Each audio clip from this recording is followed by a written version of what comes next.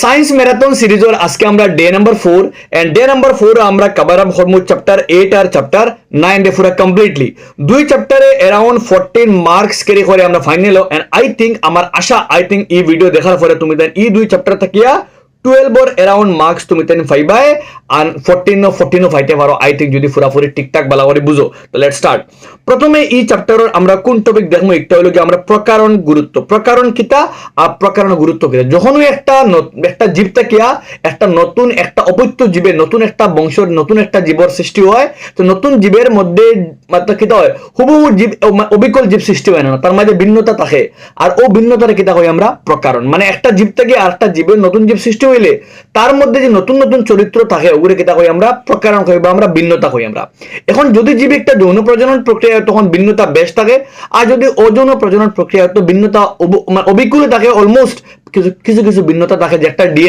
DNA কপিং এর সময় ত্রুটি ওয়াল লাগিয়া হয় আচ্ছা এখন এই প্রকারণ গুরুত্ব কিটা তো একটা জীব যে জায়গা থাকে তার যে বাসস্থান যেন হে বাস করে হে কোন যে জায়গা থাকে তার তার তার জীবন নির্ভর করব ওই জায়গার আশপাশে থাকা কিছু মানে প্রকৃতির অবস্থার উপরে মনে করো তোমার হয়েছে কিটা এক জায়গার তাপমাত্রা বাড়া কমা জলের স্তর বাড়া কমা বা গ্রহ নক্ষত্রের প্রভাব এটা জিনিসের উপরে আর যদি জীবর প্রকারণ হয় তখন জীবের মানে প্রতিকূল পরিস্থিতির সঙ্গে নিজের কিটা করতে পারে খাপ খাওয়াইয়া রাখতে পারে উদাহরণস্বরূপ ব্যাকটেরিয়া গরম জায়গায় থাকতে পারে ঠান্ডা জায়গায় তারা থাকতে পারে ওই লোকে তোমাদের এই প্যারাগ্রাফের মাত খুবই ইম্পর্টেন্ট কোয়েশ্চেন প্রকারণ কি আর প্রকারণের তিনটি গুরুত্ব বা চারটি গুরুত্ব লেখো ওই দেখো লেখা আছে ডিএনএ প্রজননে ডিএনএ কপিং পদ্ধতির কি প্রয়োজনীয়তা আছে ডিএনএ কপিং পদ্ধতি বা লাগিয়াও কিতা হয় বাবা মা থাকি আমরা মাঝে চরিত্র হয় আর প্রজাতির জন্য প্রকারণ প্রয়োজন কিন্তু কোনো নির্দিষ্ট জীবের সঙ্গে নয় এই দুইটা কোয়েশ্চেন খুবই ইম্পর্টেন্ট তোমাদের ভালো করে প্র্যাকটিস করিও আর আমরা একুশে জীবন লাগে কিতা প্রজনন পদ্ধতি আছে তো একুশে জীবন লাগে প্রথম যে প্রজনন পদ্ধতি তারা বিভাজন কিতা হয় বিভাজন আর বিভাজন মানে বাঙ্গা একটা জীব একটা কোষ বাঙ্গিয়া মানে নতুন জীবর কিতা আমার লাগে সৃষ্টি হবে কারণ দুই ধরনের আছে একটা হইলো কি দ্বিবিভাজন একটা হইলো গিয়া দ্বিবিভাজন আর একটা হইলো গিয়া বহু বিভাজন দ্বিবিভাজন দেখো ওই যে একটা সুন্দর চিত্র তোমাদের বইয়ের মধ্যে আছে এমিবার লাগিয়া একটা এমিবার কোষ থাকে একটা একুশে জীব একটা কোষ বড় ইয়ে কোষ ভাঙ্গিছে আর একটা কোষ থেকে দুইটা কোষের কিতা হয়েছে আমার লাগে সৃষ্টি হয়েছে আর দুইটা কোষ আলটিমেট নতুন এমিবার কিতা আমার লাগিয়া সৃষ্টি হইব তো ওই ধরনের বিভাজন যেখানে একটা জীব কিতা হয় বা উপযুক্ত সময়ে হে কিতা ভাঙ্গিয়া একটা কোষ থেকে দুইটা কোষ বানাবো তারা হয় আমরা বিভাজন আর একটা কোষ থেকে দুইটা বলে তারা হয় আমরা দ্বিবিভাজন আর যদি একটা কোষ থেকে অনেকটা কোষ সৃষ্টি হয় তারা হয় আমরা বহু বিভাজন দ্বিবিভাজন খাল লাগে দেখা যায় এমিবার লাগে দ্বিবিভাজন দেখা যায় আর আমার লাগে দেখো লেশমেনিয়া অনুজীব কারাজরের অনুজীব লেশমেনিয়া কিতা আমার লাগে দ্বিবিভাজন দেখা যায় কিন্তু ম্যালেরিয়ার যে অনুজীব প্লাজমোডিয়াম তার লাগে বহু বিভাজন দেখা যায় দ্বিবিভাজন কিতা বহুবিভাজন কিতা পার্থক্য খুবই ইম্পর্টেন্ট পরীক্ষা লাগে দ্বিবিভাজন কিতা যেখানে যে পদ্ধতিতে একটা কোষ বিভাজিত হইয়া দুটি কোষের কিতাব সৃষ্টি হইব আর দুটা কোষ থেকে নতুন জীবন আমার লাগে সৃষ্টি হইব আর বহুবিভাজনও একটা কোষ অনেক অপত্য কোষের একটা কোষ বিভাজিত হইয়া অনেক অপত্য কোষের কিতা আমার লাগে সৃষ্টি হইব যেখান থেকে নতুন জীবন কিতা আমার লাগে সৃষ্টি হইব উদাহরণস্বরূপ যেমন আমার লাগে হইছে খার আমরার প্লাজমোডিয়াম অন্যান্য ক্ষেত্রে যেমন ইস্ট কোষে অনেক ছোট ছোট মুকুলের মতো অংশ দেখতে পাওয়া যায় যেগুলি পরে আলাদা হয় বিভাজন তো ইষ্ট লাগে বহু বিভাজন হওয়া যাইতে পারে আমরা আর নেক্সট ওই লোকে খণ্ডন কিতা খণ্ডন হইল গিয়ে একটা প্রক্রিয়া যেখানে একটা জীব উপযুক্ত সময়ে কয়েকটা অংশে ভাগ হইব আর যতটা অংশে ভাগ হইব অন্তাকে নতুন জীবন আমার লাগে সৃষ্টি হইব উদাহরণস্বরূপ কিতা তোমাদের বইতে আছে উদাহরণস্বরূপ হইল গিয়া আমরা পুকুরের মধ্যে থাকা আমরা লাগে স্পাইরোগাইরা তো স্পাইরোগাইরা কিতা হয় স্পাইরোগাইরা উপযুক্ত ওই জায়গায় দেখো লেখা আছে সরল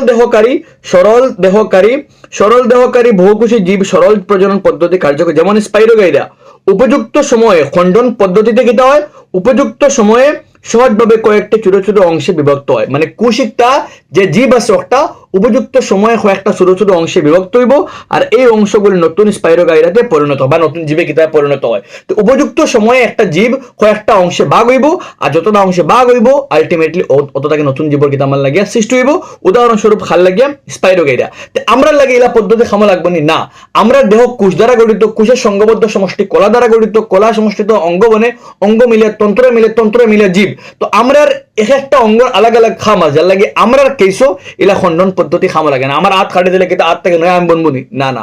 আমার মুন্ডু কাটি দিলে কিন্তু আমার থেকে নয় আমি বনবুনি, না না।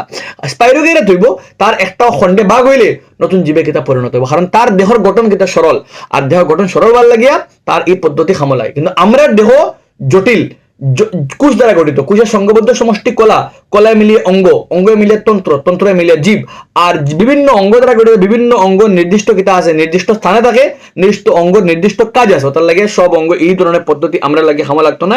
ও প্যারাগ্রাফের মধ্যে লেখা আছে, তুমি একবার ফুই লইও, বুঝি লইও, এক্সামে গেলে আইলে বানাইতে পারবে। নেক্সট আও পুনরাৎপত্তি বা পুনর্গঠন, যেগুলো এক্সাম্পল দেখা যায় প্লেনেরিয়া বা হাইড্রা, প্লেনেরিয়া বা হাইড্রা উদাহরণস্বরূপ খাল লাগে প্লেনেরিয়া বা হাইড্রা। ওই কিতা সেম লাইক খণ্ডন, জেলা খণ্ডন সেম আমরা পুনরাৎপত্তি, বাট এখানে তোলা টুইস্ট আছে।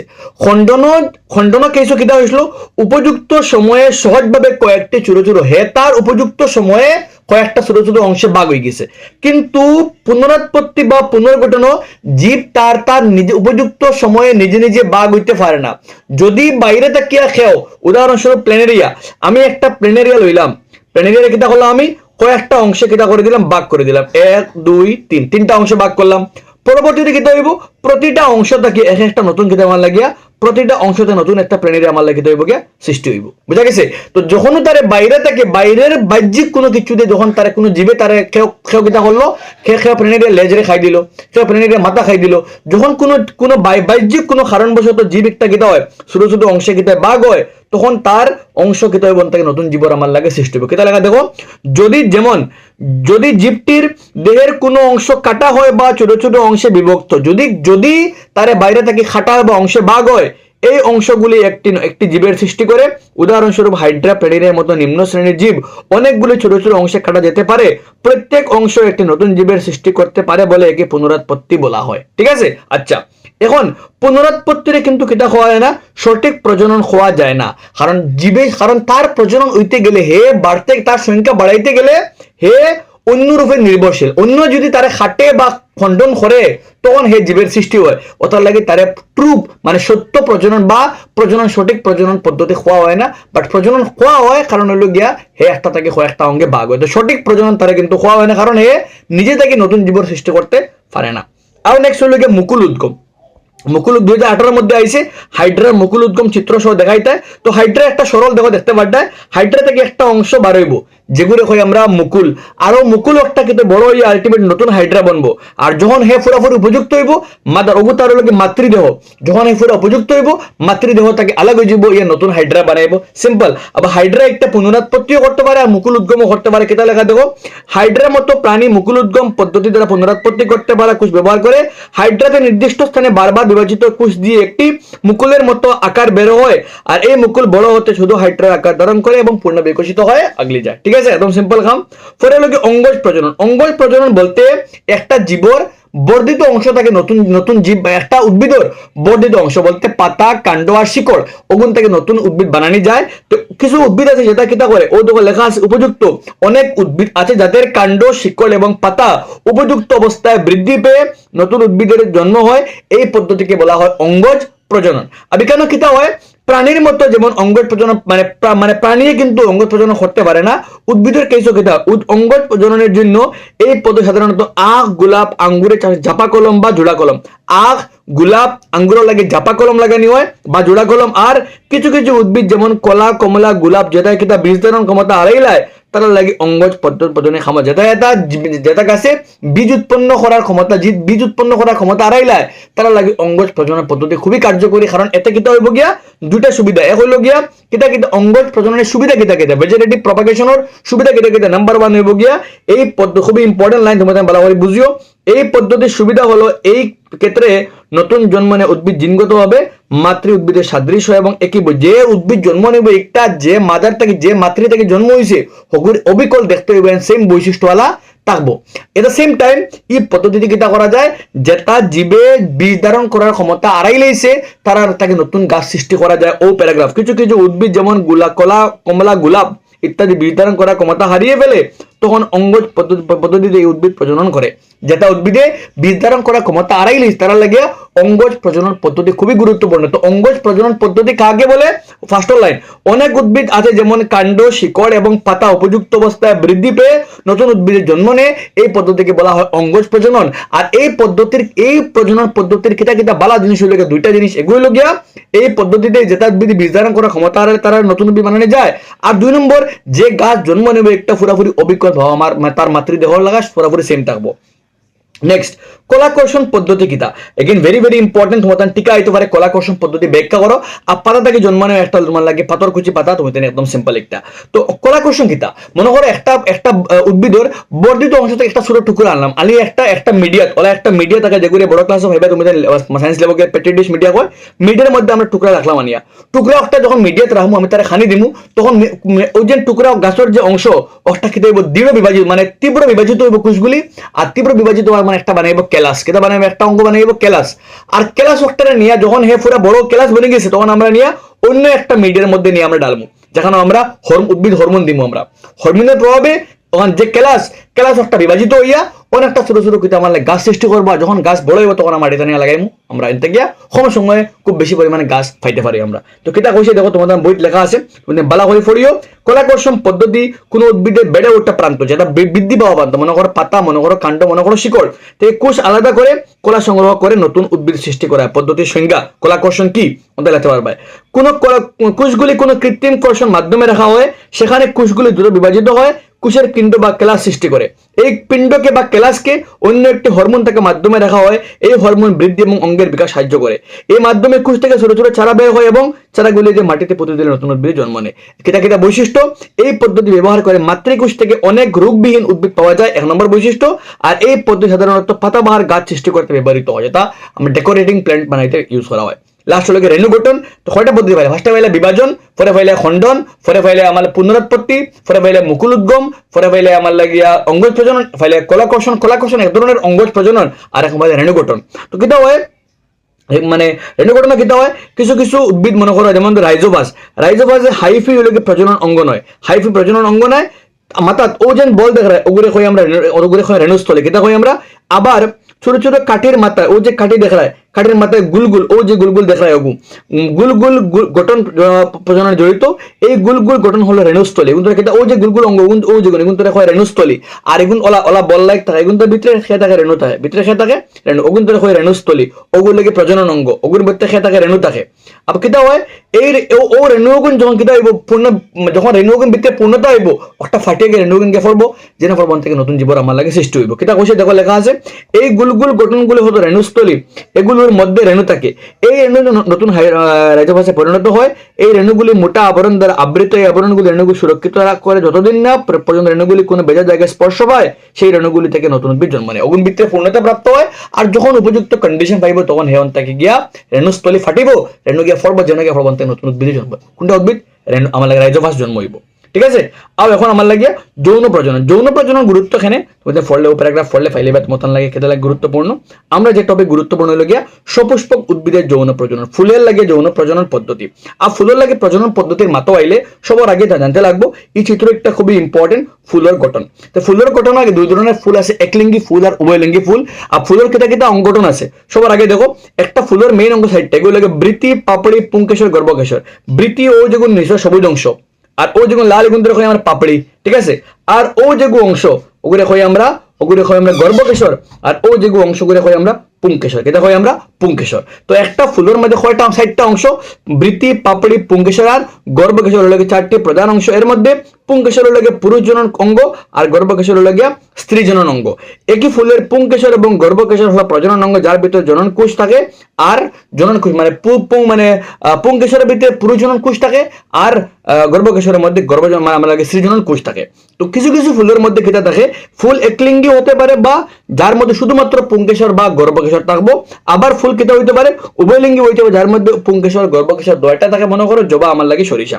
আচ্ছা, এখন মাত ইম্পর্টেন্ট মাত অতখান গেলে আমরা কিতা পাইলাম ফুলের প্রধান অংশ কয়টা সাইডটা বৃতি নিচে সবুজ অংশ একটা উপরে পাপড়ি যেমন কালার থাকে এর ভিতরে দুইটা এক পুংকেশর এক গর্ভকেশর যদি কোনো ফুলের মধ্যে শুধুমাত্র পুংকেশর থাকে বা শুধুমাত্র গর্ভকেশর থাকে তারা কই আমরা একলিঙ্গি ফুল আর যদি ফুলের মধ্যে দুইটা থাকে তখন তারা কই আমরা উভয়লিঙ্গি ফুল পাইলাম ফুলের গঠন আর পাইলাম ফুলের প্রকার এখন পাইলে গিয়া যদি ফুল থেকে ফল কিলা হয় তো ফুল থেকে ফল আইতে গেলে সবার আগে আমরা লাগিয়া তোরা দেখিলাই মাত পুরুষজনন কুশ যে আছে আমার লাগে ভালো করে দেখো এনে হইল গিয়া পুরুষজনন কুশ পুংকেশর হইল গিয়া পুরুষজনন কুশ আর এর অঙ্গে ওগুন মাথা ও দেখা যায় হলুদ হলুদ অংশ এগুন তোরা কই পরাগরেণু কেটা কই আমরা পরাগরেণু যখন আমরা হাত লাগি যায় ওগুলো কই আর গর্ভকেশর ও যেগু দেখা যায় গর্ভকেশর লাগে মাঝখানে লাগে স্ত্রীজনন অঙ্গ ও ওগুর মাঝখানে ও যেগু ওগুলো লাগে গর্ভকেশর মাঝখানে স্ত্রীজনন অঙ্গ আর তিনটা অংশ মনে করো ওলা অংশ একটা বানাই দিলে ওলা ওই লগে তোমার লাগে অংশ তো এখানে প্রপারলি হইছেন অ্যাকচুয়ালি ওই লগে ওলা ও ধরনের গঠন থাকে আমরা লাগে ঠিক আছে রাফ বানাইছে মজার লাগে ও মাথা ওগুলো কই আমরা একদম মাথা মানে একদম মাথা যেগু অংশ তিনটা অংশ মেন এগুলো লগে ওয়ান ওগুলো লগে ও যেগু নিচের ফুলা অংশ তারা কই আমরা ডিম্বাশয় আর ওগুর মধ্যে সৃজনের কোষ থাকে আর এর মধ্যে যেগু দেখা যায় আমার লাগে লম্বা আমরা লাগে লম্বা মাথা যেগু অংশ করে কই গর্ভদণ্ড আর মুন্ডুরে কই আমরা গর্ভমুণ্ড দণ্ড নাম হলো গর্ভ খেতে আমার লাগে গর্ভদণ্ড আর নিচের যে ফুলা অংশ নাম হলো খেতে আমার লাগে হলো ডিম্বাশয় ঠিক আছে এখন মাতুর ডিম্বাশয়ের ভিতরে ডিম্বাণু থাকে আমার লাগিয়া আচ্ছা এখন মাতুর লোকে দেখো ওই তো কিতা ফুলের কেসও কিতা হয় নাম মানে ভেরি ইম্পর্টেন্ট নাম মনে লাগে পরাগযুগ কিতা নাম হয় পরাগযুগ তো ফুলের কেসও কিতা হয়ে গিয়ে আমার লাগিয়া আমার যে পুরুষজনন কুশ যে আছে পুরুষজনন কুশ বলতে কোনটা আমার লাগে পরাগরেণু এক ফুল থেকে আরেক ফুলে যাইতে লাগে যদি একটি ফুলের পরাগরেণু একটি ফুল থেকে অন্য ফুলে বা একটি পরাগরেণুর কিতা স্থানান্তর মানে ফুলের মধ্যে পরাগরেণুর স্থানান্তরকে বলা হয় পরাগযুগ কিতা কই আমরা একটা ফুলের মধ্যে পরাগরেণু স্থানান্তর পরাগরেণু বলতে খান থেকে যাইব পরাগরেণু পুংকেশরের মধ্যে পরাগরেণু আছে আর পরাগরেণু একটা স্থানান্তরকে বলা হয় আমার লাগে পরাগযুগ আমি যদি পরাগরেণু স্থানান্তর একই ফুলের মধ্যে হয় একই ফুলের মানে সেম ফুলের মনে করো জবা ফুলের পুংকেশরে থাকে গর্ভকেশরে থাকে যদি পরাগরেণু স্থানান্তর একই ফুলের মধ্যে তারা কই আমরা স্বপরাগযুগ তারা কেটা কই আমরা স্বপরাগযুগ অথবা যদি একই উদ্ভিদের একটি ফুল থেকে অন্য ফুলের মধ্যে হয় তখন তাইও স্বপরাগযুগ কই আমরা আই থিঙ্ক বুঝা গেছে একটা গাছ মনে করো কদু গাছ দুই ধরনের ফুল থাকে এগুলো গিয়ে পুষ এগুলো গিয়ে ত্রি ফুল যে ফুলের মধ্যে খালি ফুল থাকে ওগুলো আমরা পুরুষ ফুল আর যে ফুলের গুড়িত কদুগু থাকে ওগুলোকে আমরা লাগিয়া স্ত্রী ফুল যদি মানে পরাগরেণু একই ফুলের একটা ফুলের পুংকেশর থাকিয়া মানে পরাগরেণু একই ফুলের মানে মধ্যে স্থানান্তর হয় তারা কই স্বপরাগযুগ অথবা একই উদ্ভিদের একটি ফুল থেকে অন্য ফুলের মধ্যে গেলে তারা কই আমরা স্বপরাগযুগ এখন যদি কিটা হয় পরাগরেণু একটি উদ্ভিদ থেকে অন্য একটা উদ্ভিদে যায় তারা কই আমরা ইতর পরাগযুগ কিটা কই আমরা ইতর পরাগযুগ আর পরাগরেণু আইয়া ফল বখানো আইয়া ও যে আমার তিনটা আমরা সৃজনন কোষ গর্ভকেশরের কয়টা অংশ আসলো গর্ভকেশরের তিনটা অংশ গর্ভমুণ্ড গর্ভদণ্ড আর ডিম্বাশয় তো পরাগরেণু একটা আইয়া ফল বখানো পরাগরেণু একটা আইয়া ফলব গর্ভমুণ্ডতে আটা থাকবো অনয়াইয়া ফলব ও যে আমার নাম হলো গিয়া পরাগযুগ আর যদি একই ফুলের মধ্যে অলরেডি হইলে স্বপরাগযুগ আর একই উদ্ভিদের মধ্যে স্বপরাগযুগ আর এক ফুল থেকে অন্য ফুলের মধ্যে হইলে ইতর পরাগযুগ যেহেতু একটি ফুল থেকে অন্য ফুলে যেতে হয় তাই ইতর পরাগযুগ প্রক্রিয়ার মাধ্যমে আসা ফুলের মধ্যে প্রকারণ বেশ হয় মানে তার মধ্যে নতুন জীব প্রকারণ বেশ হয় আর যদি স্বপরাগযুগ হয় তখন তার মধ্যে কিটা হয় তার মধ্যে ভিন্নতা কম থাকে বা প্রকারণ কম থাকে এটা ফুল থেকে ফল কিলা হয় তো মনে করো পরাগরেণু কিটা হয়েছে পরাগরেণু অল দ্য ওয়ে এক ফুল থেকে আর ফুল ধরে খানা পড়বো স্ত্রীর মানে গর্ভকেশর আমার গর্ভমুণ্ডের মধ্যে আটা সার্ভিস ফলবো ফলার পরে লগে লগে কিটা বন থেকে একটা নলি বনবো ও নলির নাম হলো কি পরাগরেণু আর ও নলির মধ্যে আইয়া ফুল একটা পরাগরেণু আসে না পরাগরেণু ও নলির মধ্যে দিয়ে ও যে নলি দেখায় ও নলির মধ্যে দিয়ে আইয়া আস্তে এখন আইব মিলন হইব কোন জায়গার মধ্যে ডিম্বাশয়ের মধ্যে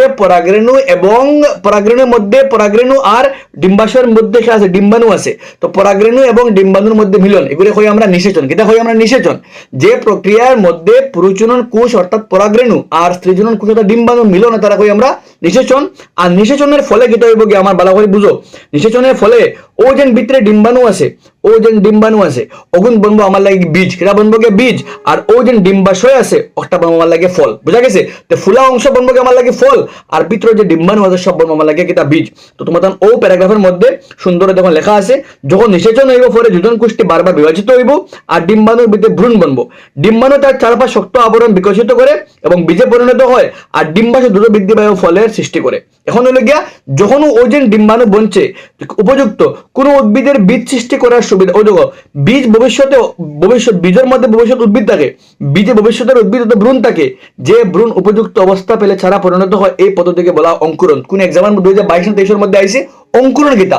তো বীজ যে বনছে খান থেকে বনছে ডিম্বাণু থেকে বনছে, তো এই বীজের মধ্যে ভবিষ্যতের বীজ ভবিষ্যতের উদ্ভিদ অন্য থাকে উদ্ভিদ, আর উপযুক্ত অবস্থা পাইলে ও বীজ ও ভ্রূণটা কিয়া নতুন উদ্ভিদ বনবো, যে করে আমরা কিতা আমার লাগে অঙ্কুরণ আই থিঙ্ক। আর ও চিত্র একটা ভালো করে ফরিও, এগুলোর উপর অংশের নাম প্লিমিউল, যেগুলো থেকে বনবো কাণ্ড, আর নিচের অংশের নাম রেডিকেল, এগুলো থেকে বনবো ভবিষ্যতের জড় বা মূল সৃষ্টি হবে আমার লাগে। এখন মানব দেহের প্রজনন, মানব দেহের এই পেজ তুমি নিজে নিজে ফরিও, তোমাদের লাগে সিম্পল নিজে নিজে বুঝি লইবা। আমরা বয়সন্ধিকাল, যখন আমরা পিউবার্টি বয়সন্ধিকাল আইলে সেলের মধ্যে সেলের ধরনের পরিবর্তন আইব, মেয়ে আইলে মেয়ের ধরনের পরিবর্তন আইব। মেয়েদের বয়সন্ধিকাল আগে থাকে, ছেলেরা বয়সন্ধিকাল পিছিয়ে থাকে।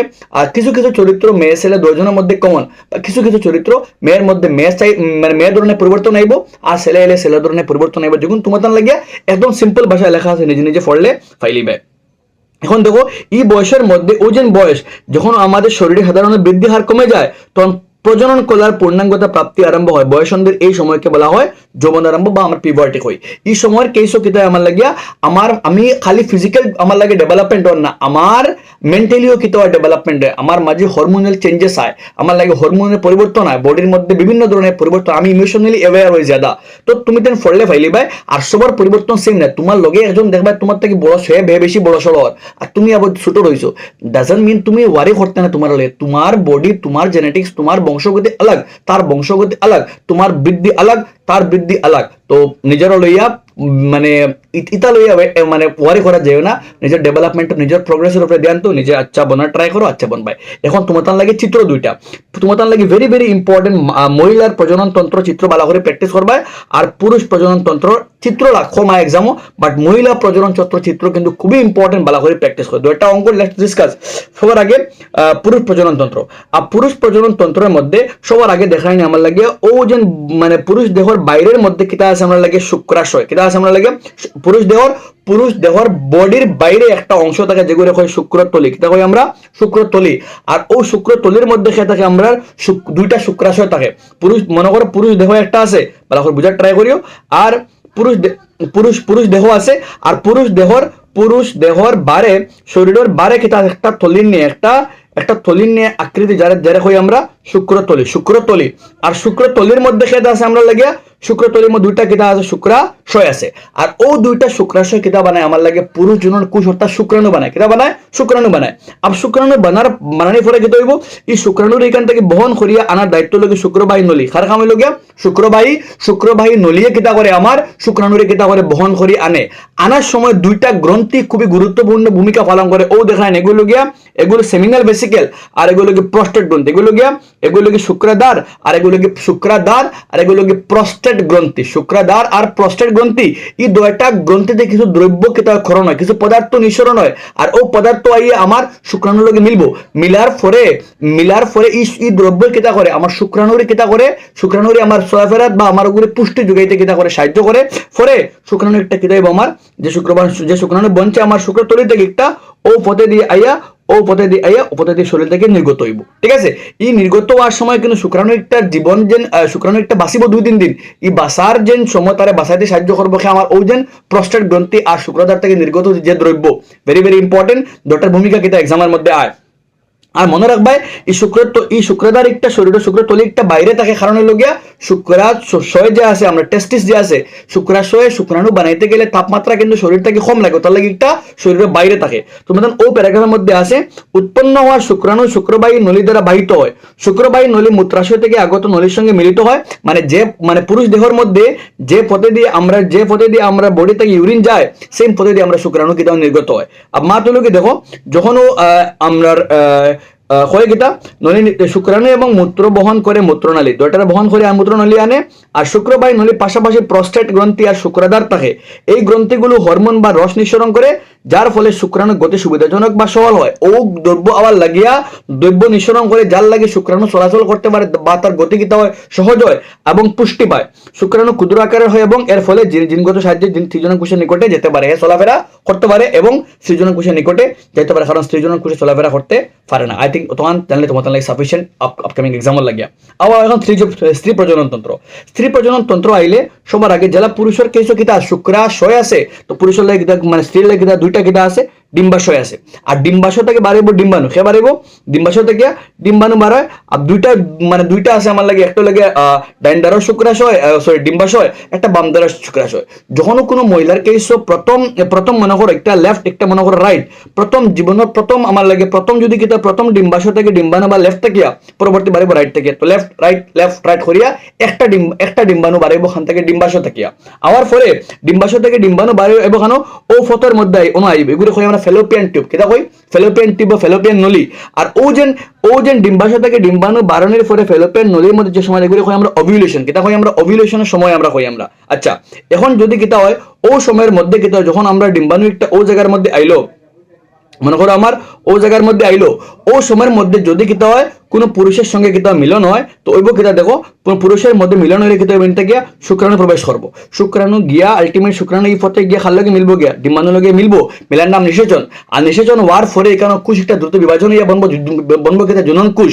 আর জনন কোষ একটা আলটিমেটলি বনার পরে একটা নিচে দিয়ে আইয়া আমরা গেছে কিতা হইব আমার লাগিয়া আমার জুনি আমার কিতা হইব গিয়া গর্ভাশয়ে আমার লাগিয়া, সরি এক মিনিট পেনে কাম করেন না, আমার এখানে যদি মিলন হয় এই জায়গা আমার মনে হয় মিলন হইল, মিলন নাম নিষেচন হওয়ার পরে কোষটা দ্রুত বিভাজনে বনবো আমার জনন কোষ বনার পরে একটা আবার বিভাজিত বনবো আমার লাগে গিয়া ভ্রূণ। আর ও ভ্রূণ একটা আইয়া আমার জরায়ুর ভালো আইয়া লাগবো, ওখানে আলটিমেটলি যে ভ্রূণ বংশ ভ্রূণ একটা আলটিমেটলি সময়ে বিভাজিত মানে সময় বড় হইব, বড় হইয়া একটা সন্তান জন্ম হইব আমার লাগিয়া।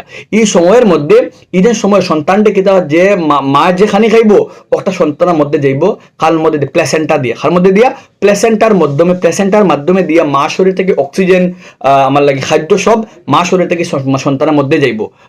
লগভগ 36 সপ্তাহ 36 উইক বাচ্চা টেকানো থাকবো, ওখানে ডেভেলপমেন্ট হইব তার, ঠিক আছে মাত।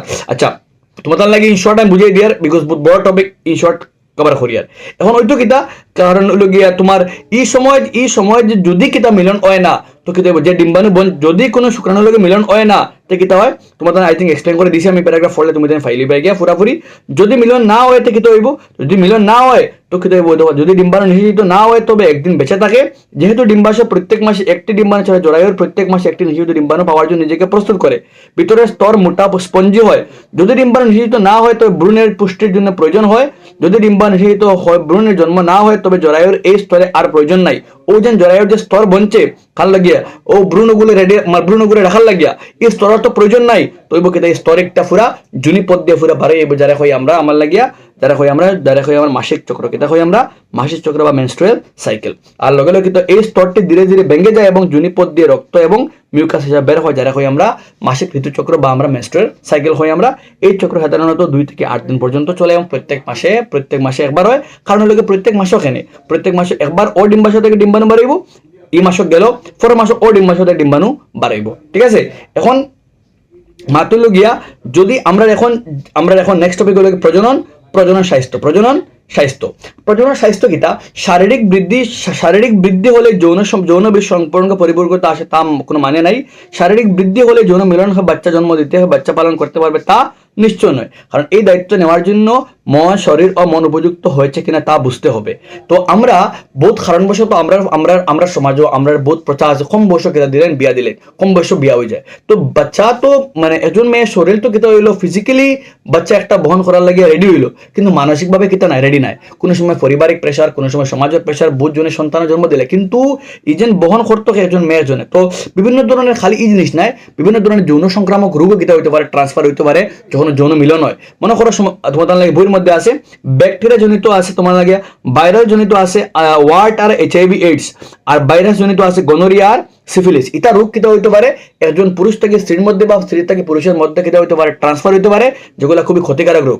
এছাড়াও আমরা কিতা হইতে পারে একজন যদি কোনো মানে না জানিয়ে কোনো পুরুষ বা মহিলা মিলন হয়, তো কিতা হইতে পারে একজন মেয়ে কিতা হইতে পারে গর্ভবতী হইতে পারে বা প্রেগনেন্ট হইতে পারে। তখন কিতা করা হয়, আমরা এই প্রেগনেন্সিটা আটকাইতে গেলে কিতা কিতা পদ্ধতি আছে। নাম্বার ওয়ান দেখো, সবথেকে ফিজিক্যাল ব্যারিয়ার একটা বাধক লাগে, একটা বাধা দিতে লাগে। তো নাম্বার ওয়ান হইল গিয়া কন্ডম নামক একটি আবরণী পদার্থ ব্যবহার করে পুরুষের লিঙ্গ আবৃত করে নিলে এই ধরনের রোগ সংক্রামক থেকে কিছুটা প্রতিরক্ষা সম্ভব। একটা হলো গিয়া প্রতিরক্ষা মানে ব্যবস্থা। একটা পুরুষ শরীরও বা মহিলা পুরুষ মানে মেল কন্ডম ইয়া ফিমেল কন্ডম মার্কেটের মধ্যে আছে, দুইটার মধ্যে একটা ইউজ করলে সাধারণত পুরুষের লিঙ্গের মধ্যে লাগানিও একটা লাগাইলে কিতা করা হয়, আমরা এই ধরনের যৌন সংক্রামক রোগ থেকে আমরা কিতা হবে, আমরা সুরক্ষা প্রদান হইব। দুই নম্বর হলো গিয়া গর্ভনিরোধক ব্যবস্থার পরে দুই নম্বর হলো গিয়া আমার লাগিয়া এক মিনিট 2 নম্বর হলো গিয়া গর্ভনিরোধক পদ্ধতি নিষেধিত যেমন জরায়ুতে লাগানো হলো গিয়া লুপ বা কপার টি এর দ্বারা জরায়ুতে প্রদান করা জনিত পার্শ্ব প্রতিক্রিয়া হওয়ার সম্ভাবনা থাকে। 2 নম্বর হলো গিয়া জরায়ুতে লাগানো কপার টি দ্বারা, কপার টি লাগাইলে কিতা হয় আমরা জরায়ুর মধ্যে কিতা আমার লাগে, যেহেতু মানে বাচ্চা একটা ডেভেলপমেন্ট কোন জায়গাতে হইতো, জরায়ুর মধ্যে হইতো, তো কোনো সময় কিতা ওরা মানে মহিলার শরীরে কপার টি লাগানো হয়। কপার টি কোন জায়গায়, জরায়ুর মধ্যে, কিন্তু লাগানি কমপ্লেক্স একটা সার্জারিক্যাল প্রসেস বা বাক্কা কষ্টের মধ্যে হয়। এরপরে লোক কিতা করতে লাগে আমার লাগিয়া বহুত ধরনের কিতা আছে আমার লাগিয়া মার্কেটের ট্যাবলেট থাকে, মার্কেটের পিলস থাকে, যেটা কই আমরা গর্ভনিরোধক এক্স্যাক্টলি বইয়ের মধ্যে দেখেন না আমি, গর্ভনিরোধক ট্যাবলেট থাকে আই থিঙ্ক কিছু কিছু বড়ি বা পিলের সাহায্য এটি করা হয়। তো এই ঔষধ হরমোন সাম্যতা পরিবর্তন করে, সুতরাং এদের পার্শ্ব প্রতিক্রিয়া হওয়ার সম্ভাবনা থাকে। তো 3 নম্বরের লোকে কিতা করা, গর্ভনিরোধক করালে কিছু বড়ি বা পিল ট্যাবলেটস কিছু লওয়া হয়, যেটা কিন্তু খুবই ক্ষতিকারক, কারণ এটা আমরা বডির মধ্যে হরমোনের ইমব্যালেন্স করে দেয়। আর হরমোনাল ইমব্যালেন্স ইলাও করতে পারে যে কোনো সময় ইলা কন্ডিশন হইতে পারে লং টাইম লইলে ডিম্বাশয় থেকে ডিম্বাণু করোনা মানে ডিম্বাশয় থেকে যে ডিম্বাণু বার হয় একটা বন্ধ হয়েছে, বা যদি ইলা কন্ডিশন হয় তা এই মহিলা একজন ইন ফিউচার কোনোদিন প্রেগনেন্ট নাও হইতে পারে। আচ্ছা, এরপরে 4 নম্বর যেটা কয়টা পদ্ধতি গেল, তিনটা, একটা হলো গিয়ে আমার লাগিয়া বাহ্যিক প্রতিরক্ষা লাগাইয়া, মনে করো মেল কন্ডম ফিমেল কন্ডম। 2 নম্বর হলো কিতা আমার লাগিয়া, একটা হলো আমার লাগিয়া কপার টি, জয়ের মধ্যে কপার টি বা কপার লুপ লাগাইয়া। 3 নম্বর হলো মার্কেট থেকে মিলে কিছু কিতা আমার লাগে ট্যাবলেট বা কিছু আমার লাগে বড়ি লাগাই খাইয়া, যেটা কিন্তু হরমোনের সাম্যতা, হরমোনের মধ্যে আমার ব্যালেন্স ক্রিয়েট করে না, এটাই হরমোনের সাম্যতাটা পরিবর্তন করে, যেটা খুবই ক্ষতিকারক, পার্শ্ব সাইড এফেক্ট বেশ থাকে। 4 নম্বর হলো গিয়া কিতা করি আমার লাগে, যেটা হলো সার্জারিক্যাল প্রসেস, সার্জারি করিয়া কিন্তু পুরুষের শুক্রবাহী নলীরে কিতা বন্ধ করে দেওয়া, অথবা মহিলার কিতা ডিম্ববাহী নলীরে কিতা বন্ধ করে দেওয়া। পুরুষের শুক্রবাহী নলীরে কাট করা, যেগুলো হয় আমরা ভ্যাসেকটমি, আর মানে মহিলার কিতা করা হয় ফেলো যে ডিম্বাশয় থেকে বহন করে আনেকে, ডিম্বাশয় থেকে ডিম্বাণুরে বহন করে আনে ফেলোপিয়ান টিউবে, তো ফেলোপিয়ান নলীরে কিতা করা হয়েছে, কাট করা হয়েছে, যেগুলো হয় আমরা টিউবেক্টমি। এই দুইটা হলো সার্জারি করিয়া, অপারেশন করিয়া করতে লাগে। এই দুইটা প্রসেস ওই লেখা আছে। 3 নম্বর শৈল্য, এই দুটি বন্ধ করার উপায় হলো শৈল্য চিকিৎসা, সার্জারি করিয়া দুইটারে কিতা করা হয়, পুরুষ শরীরের শুক্রবাহী নলীরে কাট করা হয়, মানে বন্ধ করে দেওয়া হয়, আর মহিলা লাগিয়া খারে করা আমার লাগে ফেলোপিয়ান নলীর ডিম্ববাহী নলীরে কিতা করা হয়, বন্ধ করা হয়। তো ও 4টা পদ্ধতি খুবই গুরুত্বপূর্ণ, 4টা পদ্ধতির লগে আমার যৌন সংক্রামক রোগরে বন্ধ করা যায়, বা আমার লাগে গর্ভনিরোধক করতে গেলেও আমার লাগিয়া খাওয়া লাগে। আচ্ছা, এছাড়া হইলো গিয়া তোমাদের লাগে চ্যাপ্টার থেকে এই কোয়েশ্চেন গুলা দেখবাই, আমি অলরেডি মাতিলে তোমাদের লাগিয়া কপার টির ব্যবহার করলে কেন যৌন সংস্পর্শে হওয়া রোগ থেকে নিজেকে সুরক্ষিত করতে পারে, বা আমার লাগে শুক্রাচার আর প্রস্টেট গ্রন্থি কিতা ভূমিকা। এরপরে হইলো গিয়া তোমাদের লাগে চ্যাপ্টারের মধ্যে আছে ও কোয়েশ্চেন একটা দেখো, গর্ভনিরোধ করা কিতা পদ্ধতি আছে, খুবই ইম্পর্টেন্ট, এক্সামের মধ্যে আইতে পারে, বা গর্ভনিরোধ ব্যবস্থার সংগ্রহণ করা কি কারণ থাকতে কিতা কারণে গর্ভনিরোধ ব্যবস্থার পদ্ধতি লওয়া হয়, আর কোন জীবের মধ্যে প্রজাতির জনসংখ্যা স্থির রাখতে গেলে কিতা প্রজনন কিভাবে সাহায্য করে, তুমি দেন পড়িবে। আই থিঙ্ক যা এক্সপ্লেন করছি তা জানলে তোমাদের এই চ্যাপ্টার থেকে মার্কস খাওয়া নিত নাই, তুমি দেন ফুল আমার ফাইবার চিত্র ইম্পর্টেন্ট, চিত্রের মধ্যে একটা হলো গিয়ে মহিলা প্রজনন তন্ত্র, এগুলো গিয়ে হাইড্রার চিত্র, এগুলো গিয়া ফুলের চিত্র, এগুলো গিয়ে ফুল থেকে ফল কিভাবে হয় ও চিত্র একটা আছে বইয়ের মধ্যে, ফুল থেকে ফল কিভাবে হয় ও চিত্র একটা ভালো করে পড়বে। এছাড়াও অগুর একটা বীজর অঙ্কুরণ কাকে বলে, অঙ্কুরণ আখাইয়া ফুলের প্রেমীয় একটা বীজর প্লিমিউল আর রেডিক্যাল কিতা করে দেখাও বা ভ্রূণ দেখাও, তোমার বইয়ের মধ্যে ফাইবার খুব সুন্দর করে দেওয়া আছে। এছাড়াও ওই লোকে তোমার প্রকারণকে তার গুরুত্ব কিনা। নেক্সট হলো গিয়ে সেকেন্ড চ্যাপ্টার নাম্বার, আমরা আজকের চ্যাপ্টার নাম্বার 9, যেগুলোটাকে আমরা এগেইন হিউজ মার্ক করে জানতে লাগবো। সবার আগে ও টপিকের মধ্যে ও কোয়েশ্চেন একটা আছে তোমাদের লাগে, সেকেন্ড কোয়েশ্চেন, কোন প্রজাতিতে গোটা প্রকারণের ফলে জীবের বেঁচে থাকার সম্ভাবনা কিলা প্রকারিত হয়, নিজে পড়বা, একদম ইজি। সেকেন্ড যে টপিক তোমাদের লাগে চ্যাপ্টার থেকে ফার্স্ট পড়িতে হয়, এগুলো গিয়ে আমার লাগিয়া মেন্ডেলের সূত্র, হারমাত মেন্ডেলের সূত্র। তো বংশগতির ওই উত্তরাধিকার সূত্র বা বংশগতভাবে চারিত্রিক বা নিয়ম কিতা কিতা, মেন্ডেলের অবদান কিতা কিতা। তো মেন্ডেলে কিতা করছে, বংশগত চরিত্র কেমনে যায় তা বুঝার লাগিয়া মোটর গাছের উপরে কিতা করছে, পরীক্ষা করছে। মোটর গাছের উপরে, এখানে মোটর গাছ ও দেখো লেখা আছে, মোটর গাছের মধ্যে অনেকগুলি বিপরীতধর্মী লক্ষণ পাওয়া যায়। একটা হলো গোলাকার আর কুঞ্চিত বীজ, এগুলোকে দীর্ঘ বা খর্বাকার গাছ, এগুলোকে সাদা বেগুনি ফুল ও চরিত্র লাগিয়া মেন্ডেলে কিতা করছে, এজ বহুত বেশি বিপরীতধর্মী লক্ষণ পাওয়া যায়, যার লাগে মেন্ডেলে কিতা করছে, মোটর গাছে পিক করছে। এখন হইল কি মাত কিতা কিতা কয় ধরনের, দুই ধরনের পরীক্ষা করছে। এগুলো কি এক সংকলন পরীক্ষা, এগুলো গিয়া দ্বি সংকলন পরীক্ষা। এক সংকলন পরীক্ষা কিতা করছে, মেন্ডেলে একটা একটা চরিত্র লইছে। কেন লম্বা গাছ, এখানে বাট্টি গাছ, লম্বা গাছ ক্যাপিটাল টি, বাট্টি গাছ স্মল টি, মেন্ডেলে ওগুন্তর মাঝে কিতা করছে, মিলন করেছে। পাইছে কিতা, প্রথম বংশ F1 বংশে সব গাছ ক্যাপিটাল টি স্মল টি, কিন্তু দুইটা ক্যাপিটাল টিও আছে স্মল টিও আছে, কিন্তু সব গাছ লম্বা। দ্যাট মিনস দুইটার মধ্যে শুধুমাত্র লম্বা ধর্ম একটা প্রভাব পাইছে, আর যে লক্ষণ যে চরিত্রে প্রভাব পাইছে তারা কই আমরা প্রভাবী লক্ষণ, আর যেটা প্রভাব পাইছে না তারা কই আমরা অপ্রভাবী লক্ষণ। ক্যাপিটাল টি রে আমরা কই প্রভাবী লক্ষণ, কারণ হে একটা ওয়াল্লা গাছ একটা বড় হয়ে গেছে, কিন্তু স্মল টি রে অপ্রভাবী লক্ষণ। এছাড়াও মেন্ডেলে কেন বইছে না, মেন্ডেলে ও যেন প্রথম জেনারেশন F1 বংশের যে গাছ পাইছে ক্যাপিটাল টি স্মল টি, ওগুন্তর মধ্যে আবার কিতা করছে, মিলন করছে, মিলাইয়া পাইছে কিতা, প্রথম F1 বংশের দুইটা গাছ লয়ে মিলন করাইয়া পাইছে কিতা, হে ক্যাপিটাল টি পাইছে, ক্যাপিটাল টি স্মল টি পাইছে, মানে হে পাইছে কিতা, লম্বা গাছ পাইছে, বাট্টি গাছ পাইছে। মানে কইছে কিতা, চরিত্র কিতা হয়, মানে চরিত্র কিতা হয়, মানে তার বংশানুক্রম চরিত্র জেলা আছে ওলা বিভিন্ন রূপে কিতা হইতে পারে, ট্রান্সফার হইতে পারে। এর মধ্যে কিছু চরিত্র রেখা প্রভাবী লক্ষণ, কিছু রেখা কিতা অপ্রভাবী লক্ষণ। এখানে আমরা ক্যাপিটাল টি একটা হয়ে গেলে গাছ লম্বা হয়ে যায়, কিন্তু গাছ বাড়তি হইতে গেলে স্মল টি দুইটা লাগে। তাহলে ক্যাপিটাল টি রেখা হয়েছে প্রভাবী লক্ষণ, আর স্মল টি রেখা হয়েছে অপ্রভাবী লক্ষণ। সাধারণত প্রভাবী লক্ষণ প্রভাব পায়, অপ্রভাবী লক্ষণ প্রভাব পায় না। আচ্ছা, এর ফলে মেন্ডেলে কিতা করছে, দ্বিসংকরণ পরীক্ষা করছে। দ্বিসংকরণ পরীক্ষার অনুপাত 9:3:1, ভেরি ভেরি ইম্পর্টেন্ট। আর ও প্যারাগ্রাফ পড়ে তোমাদের ফুড়ে রাখিও যে জিনেও কিতা করে, একটা জিনে কিলা চারিত্রিক লক্ষণ কিতা করে বহন করে, তুমি ফলে ফেলিবে। একদম সিম্পল খাম, একটা কোষের মধ্যে কিতা থাকে, কোষে প্রত্যেকটি কোষে প্রোটিন সৃষ্টি করার জন্য তথ্য প্রদান করে খাম লাগে ডিএনএ, আর ডিএনএর কোষীয় একটি অংশ যে প্রোটিন তথ্য বহন করে তারা কই আমরা জিন। ঠিক আছে, এখন মনে করো একটা গাছের বৃদ্ধির জন্য হরমোন কাজ করে। গাছের উচ্চতা অবশ্যই কোনো নির্দিষ্ট হরমোনের উপর নির্ভর করে, সেই হরমোনের পরিমাণ অবশ্যই হরমোন সৃষ্টি করা পদ্ধতির উপর নির্ভর করে। এই পদ্ধতি অবশ্যই নির্দিষ্ট উৎসেচকের গুরুত্বপূর্ণ। যদি উৎসেচকটি ঠিকভাবে কাজ করে, প্রচুর পরিমাণে হরমোন নিঃসরণ করে গাছ লম্বা হয়, আর যদি উৎসেচক কাজ করে না তখন গাছ কিতা হয়, বাড়তি হয়। অর্থাৎ একটা গাছের খামার লাগি খেয়ে দেয়, আমরা লাগিয়া জিন দেয়। যদি একটা জিনে কিতা করে, যে একটা জিনে একটা কোষীয় মানে কোষীয় প্রোটিন সৃষ্টি করা তথ্য বহন করে ডিএনএ, আর ডিএনএ যে অংশ কাজ করে তারা কই আমরা জিন। মনে করো একটা গাছের মধ্যে বৃদ্ধি লাগে খাম করে হরমোনে, আর হরমোনে খাম করতে গেলে কিতা লাগে, উৎসেচক লাগে। যদি উৎসেচক ঠিকঠাক কাজ করে হরমোন বেশি বাড়াইব, গাছ লম্বা হইব। আর যদি উৎসেচক ঠিকঠাক কাজ করে না, দ্যাট মিনস হরমোন কমাইব, আর হরমোন কমলে গাছ বাড়তে হইব। আলটিমেটলি তথ্য বহন করছে কে, জিনে। আর জিনিকটার মতলব আলটিমেটলি কিন্তু আমার ডিএনএ, দ্যাট মিনস হলো গিয়া সব পদ্ধতির বহন চারিত্রিক লক্ষণ সে বহন করে, জিনে বহন করে। পড়লে ফাইলিবে তোমার সুন্দর করে দেওয়া লেখা আছে। আর নেক্সট, মানব দেহের লিঙ্গ নির্ধারণ। একটা মানে মানুষের কেসও একটা বেবি ছেলে বা নেমে একটা বোঝা বা মেয়ে বা বোঝা হয় কিলা। তো তো একটা লাইন মতন লাগিয়া অন্য প্রাণীকে সামগ্রিক লিঙ্গ পরিবর্তন করতে পারে, এটা প্রমাণ করে যে লিঙ্গ জিনগতভাবে নির্বাচন করা হয় না। আব দেখো মাত যেন কিছু জীবে তার প্রকৃতির উপর নির্ভর করে। মনে করো মুরুকুরু কিতা, তারা তাপমাত্রা যদি টেম্পারেচার তাপমাত্রার উপর নির্ভর করে, তাপমাত্রা বেশি হইলে এক ধরনের রইব। ওদের লেখা আছে কিছু জীব সম্পূর্ণভাবে পরিবেশের উপর নির্ভরশীল। যেমন কিছু প্রাণীর ক্ষেত্রে নিশ্চিত ডিম্বাণুটি প্রয়োজনীয় তাপমাত্রার উপর নির্ধারণ করে, ওই নিশ্চিত ডিম্বাণু ভবিষ্যতে পুরুষ হবে না স্ত্রী হইবে। সামগ্রিক তার লিঙ্গ পরিবর্তন করতে পারে, কিন্তু মানুষের কিছু ইলা নাই। মানুষের লোক আমরা বহু কিছু জীব, আর বহু কিছু জীব আমরা অতল লাগে আমরা কিছু কিতা থাকে, আমরা লিঙ্গ নির্ধারণ করার লাগে স্পেসিফিক ক্রোমোজোম থাকে, যারা হয় আমরা সেক্স ক্রোমোজোম। তো আব ওই কিতা দেখো, যে কোনো মানুষের কিছু 46টা ক্রোমোজোম থাকে, 23 জোড়া ক্রোমোজোম হামেশা জোড়ায় থাকে, তো লাগে 23 জোড়া ক্রোমোজোম আমরা শরীরের মধ্যে আছে। এই 22 জোড়ার মধ্যে 22 জোড়া কিতা আমার লাগে পুরুষ, আর মহিলা সবার লাগে 22 জোড়া কিতা আমরা লাগে সেম। কত জোড়া? 22 জোড়া আমরা লাগে সেম। 22 জোড়া পুরাপুরি মানে 44টা ক্রোমোজোম কিতা আমরা লাগে সবার লাগে সমান, পুরুষ মহিলা। কিন্তু এক জোড়া আমার লাগে ডিফারেন্ট। তো পুরুষের কেস হইলে একটা হয় এক্স ওয়াই, আর মহিলার কেসও একটা হয়ে গিয়ে এক্স এক্স, বুঝা গেছে? তো পুরুষের কেসও তার পুরুষ ক্রোমোজোম হইলে পুরুষ সেক্স ক্রোমোজোম হইল গিয়ে X X sorry X Y, আর মহিলার কেসও মহিলা সেক্স ক্রোমোজোম হইল গিয়ে এক্স এক্স।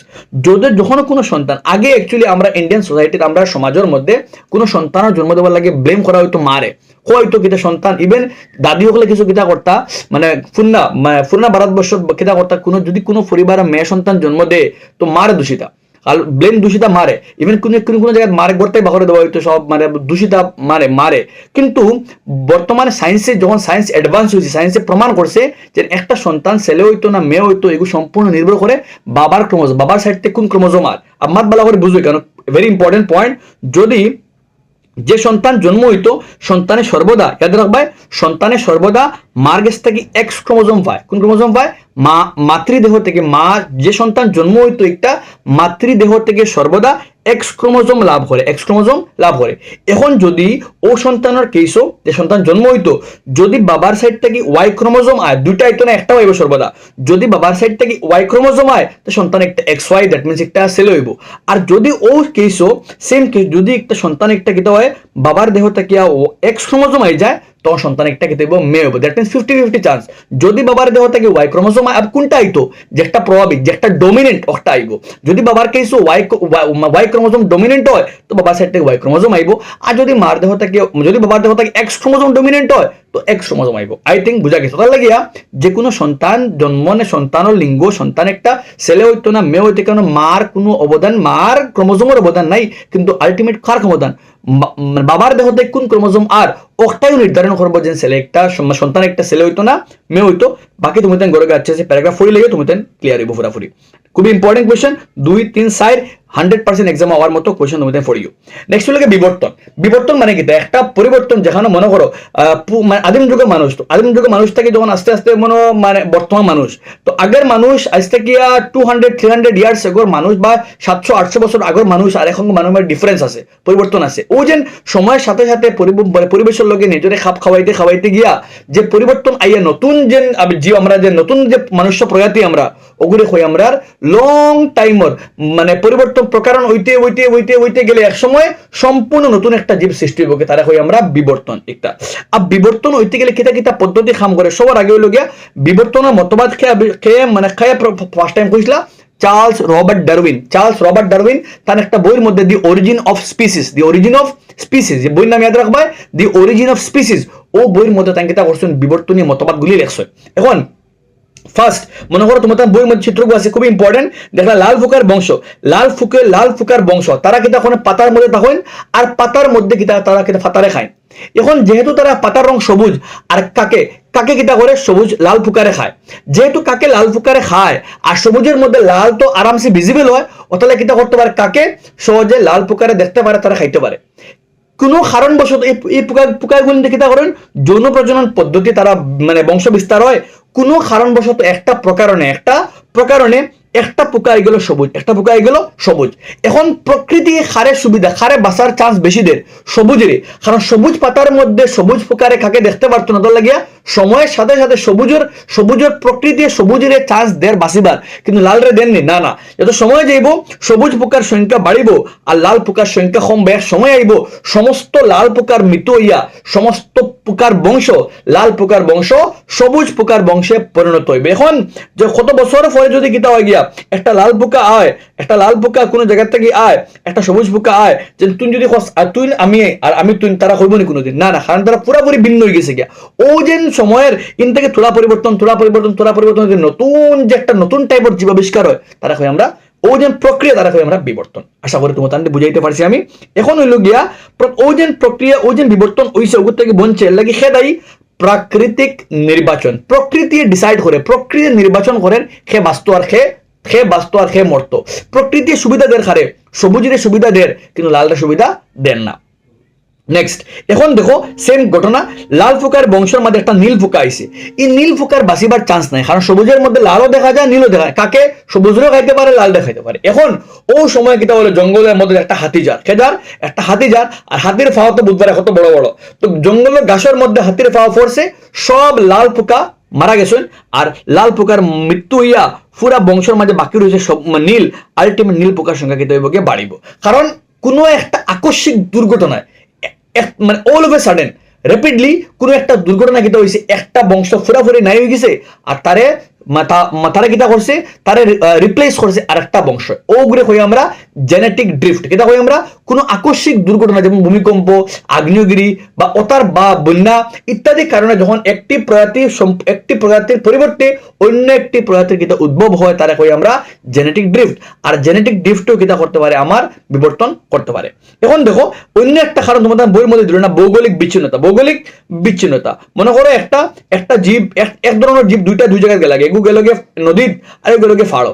তো দুই জীব দুই হলে পরিবেশের লগে নিজরে খাপ খাওয়াইয়া পরিবর্তন হইব, সময়ের সাথে সাথে তারা নতুন হইতে নতুন জীবে পরিবর্তন হইব, এগুলো ভৌগোলিক বিচ্ছিন্নতা। তো একটা জীব থাকিয়া ওজেন একটা লাল পোকার বংশ থাকিয়া নীল সবুজ পোকা বংশে বা লাল পোকার বংশ থেকে নীল পোকার বংশে একটি যে প্রক্রিয়ায় একটি প্রজাতি থেকে সম্পূর্ণ নতুন প্রজাতির সৃষ্টি হয়, তারা হয় আমরা প্রজাতিকরণ। এটা হয় আমরা প্রজাতিকরণ, একটি প্রক্রিয়া যার সাহায্যে একটি প্রজাতি থেকে অন্য একটি প্রজাতির জন্ম হয়। আর এই প্রজাতিকরণ হইতে গেলে ফার্স্ট কারণ হইল গিয়া প্রাকৃতিক নির্বাচন। 2 নম্বর হলো জেনেটিক ড্রিফট। 3 নম্বর আমি কইছি ভৌগোলিক বিচ্ছিন্নতা, মনে করো ফাড় লাগে আগলি গেল, নদী লাগে আগলি, ভৌগোলিক বিচ্ছিন্নতা। 4 নম্বর জিনের গতি। তো 4টা কারণে পরিবেশ বা মিউটেশন হইতে পারবে। তো জিনের গতি বা মিউটেশন তোমাদের লাগিয়া 4টা কারণে নতুন প্রজাতির সৃষ্টি হয়। এগুলোকে প্রাকৃতিক নির্বাচন, এগুলোকে জেনেটিক ড্রিফট, এগুলোকে তোমার ভৌগোলিক বিচ্ছিন্নতা, এগুলোকে জিনের গতি তোমার লাগিয়েছি। এখন দেখো মনে করো পোকার বংশের মধ্যে, থার্ড এক্সাম্পল, পোকার বংশের মধ্যে কিতা হয়েছে, কোনো একটা রোগ হয়ে গেছে। তো পোকার বংশ না, সরি, পাতার মধ্যে ঢুকে গেছে। আর গাছের তো পোকাইটা গাছের পাতা খাইতা, তো মানে গাছের মধ্যে রোগ হওয়ার লাগে সব পাতা জড়িয়ে পড়ে গেছে।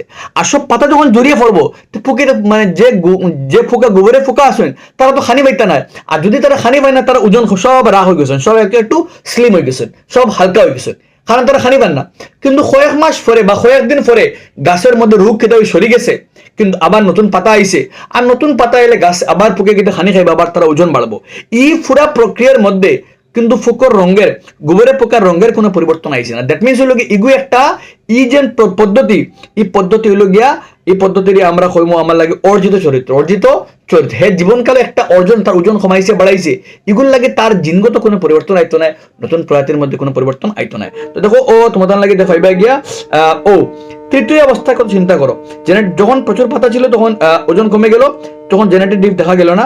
কয়েক বছর পর কম সংখ্যক পোকা, মানে আলটিমেটলি এখানে বোঝায় তোমার লাগিয়া যে ওজন বাড়া কমা কিতা নাই, তার লাগে বংশগত কোনো প্রভাব ফেলতো না আমার লাগিয়া। তোমাদের প্যারাগ্রাফ পড়িয়ে তোমাদের ফাইলে পাই যদি সময় থাকে, বাট এখন সময় দরকার নাই, তোমাদের যারা পয়েন্ট হয়েছে কোন ইয়াদ রাখিলেই। এখন নেক্সট অর্জিত আর উত্তরাধিকার চরিত্র। অর্জিত মানে যে মানছে, মনে করো আমি সাঁতার কাটা শিখলাম, ঠিক আছে, আমি সাইকেল চালানো শিখলাম, ইগু চরিত্র, মানে লক্ষণ। তো অর্জিত আর উত্তরাধিকার মানে অর্জিত যেগুলো আমি আমার জীবনকাল অর্জন করি, যে চরিত্রগুলা বা যে জিনিসগুলো আমি আমার জীবনকালে অর্জন করি, তারা হয় আমার অর্জিত চরিত্র। আর উত্তরাধিকার যেগুলো আমি আমার বাবা মা থেকে পাই, বংশগতির যেগুলো আমার কাছে, যে চরিত্রগুলি বাবা মা থেকে সন্তানের মধ্যে আসে, সেগুলিকে বলা হয় উত্তরাধিকার চরিত্র।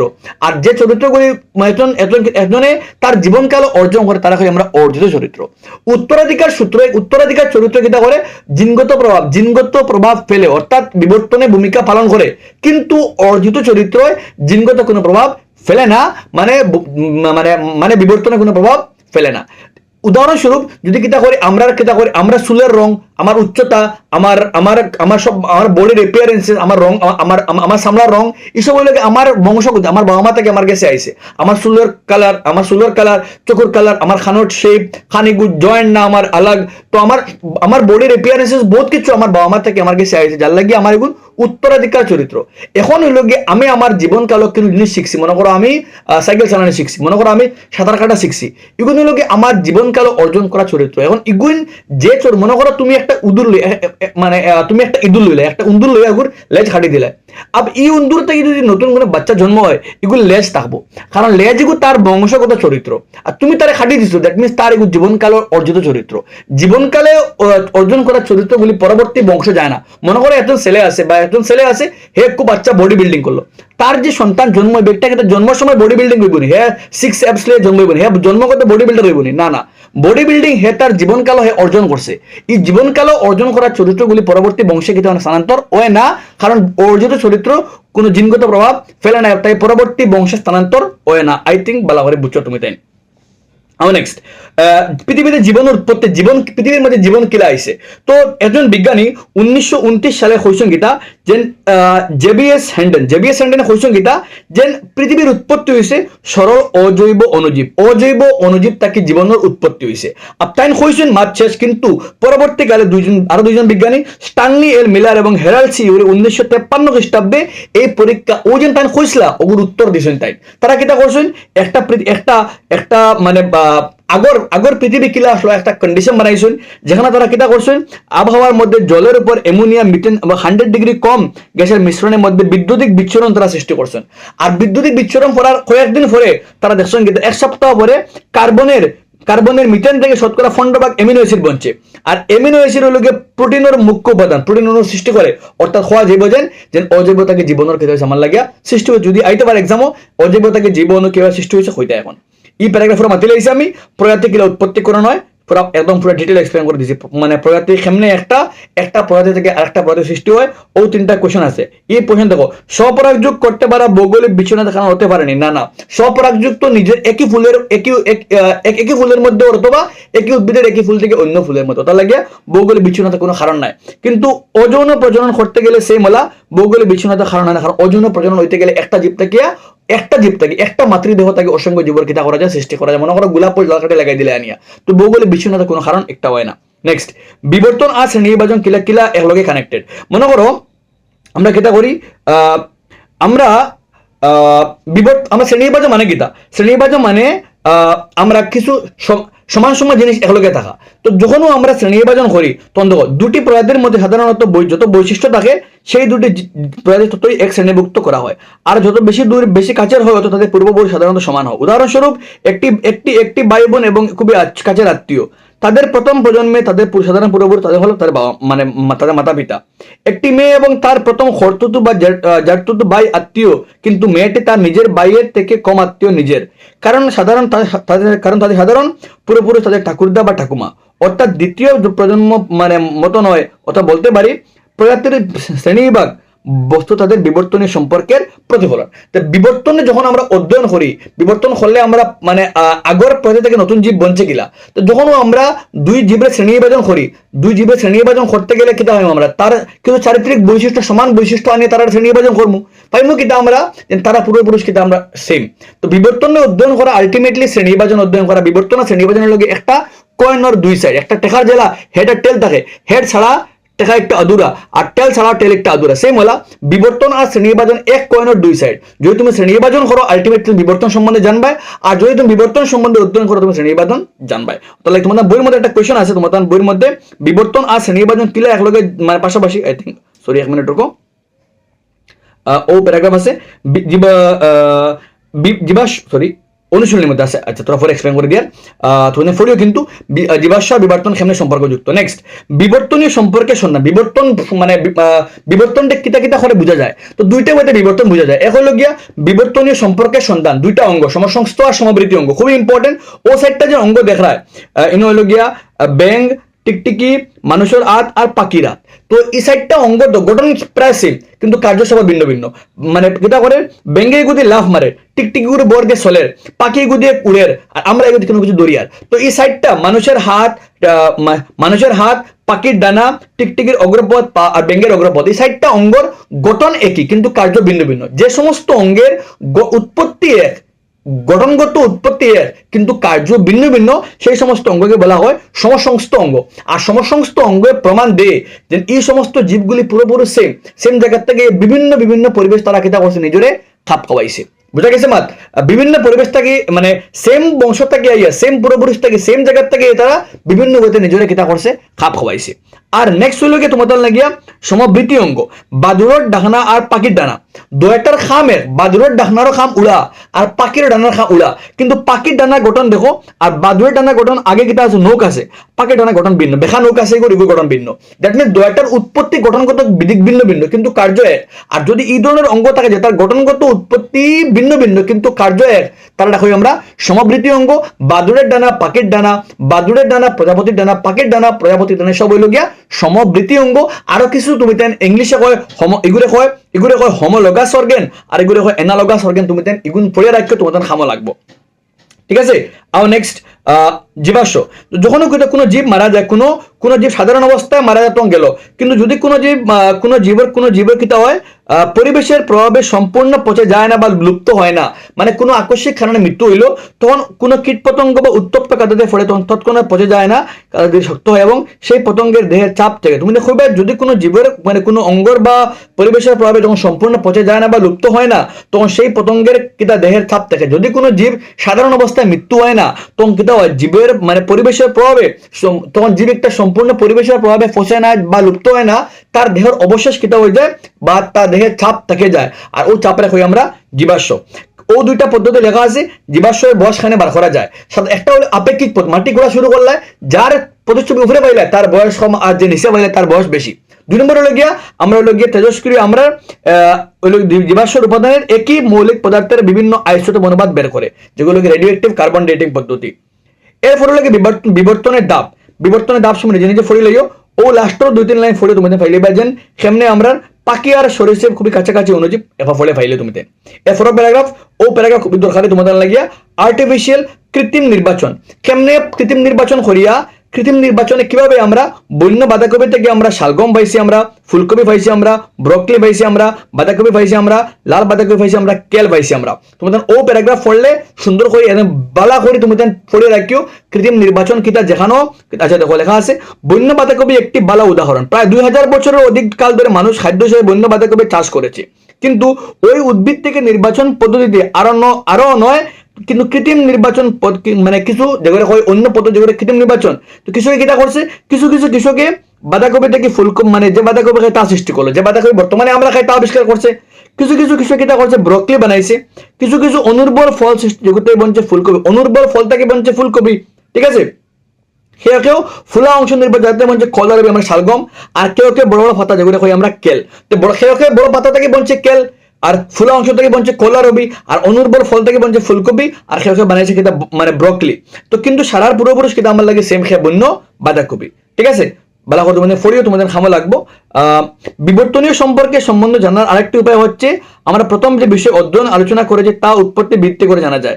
সেই ধারণা হলো প্রজননের সময় ডিএনএ পরিবর্তন বিবর্তন মৌলিক পদ্ধতি। তাই যদি তাই হয় কোনো জীবের সৃষ্টির সময় তার ডিএনএতে কি পরিবর্তন হয় তা তুলনামূলক অধ্যয়ন করলে সোজা হচ্ছে বিবর্তন ধারণা পাওয়া যায়। বিবর্তনে কিতা কারণ অধ্যয়ন করা যায় 3টা পদ্ধতি। এগুলো গিয়া নাম্বার 1 হলো গিয়া আপেক্ষিক পদ্ধতি, নাম্বার 2 হলো গিয়া রেডিও অ্যাক্টিভ মানে আইসোটোপ পদ্ধতি, মানে একই ও যেগুলো প্যারাগ্রাফ লেখা আছে একই মৌলের বিভিন্ন ঔযোগ একই জীবাশ্ম উপাদানের একই মৌলের বিভিন্ন পদার্থের অনুপাত বের করে।